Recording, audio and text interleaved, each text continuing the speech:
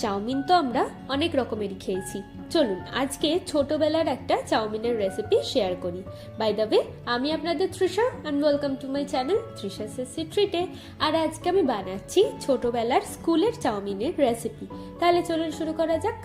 এই school life special chowmein বানানোর জন্য আমি এখানে আগে থেকে একটু চাউমিন সিদ্ধ করে রেখে দিয়েছি। নর্মাল জলের মধ্যে আমি জাস্ট চাউমিনটাকে একটু সিদ্ধ করে নিয়েছি।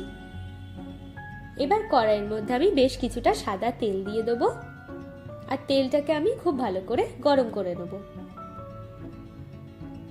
তেলটা গরম হয়ে গেলে এর মধ্যে আমি দেবো 1 চামচ মতো রসুন কুচি, 1/2 চামচ আদা কুচি, 2টো কাঁচা লঙ্কা কুচি, 1টা পেঁয়াজ কুচি দিয়ে দিচ্ছি। এবার এই সব কিছুকে আমরা খুব ভালো করে ভেজে নেব।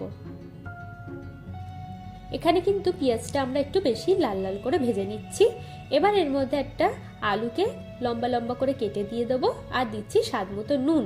এবার এই সব কিছুকে আমি খুব ভালো করে ভেজে নেব যতক্ষণ না আলুটা ভালো করে গলে যাচ্ছে। দেখুন আমাদের কিন্তু এটা খুব ভালো করে ভাজা হয়ে গেছে।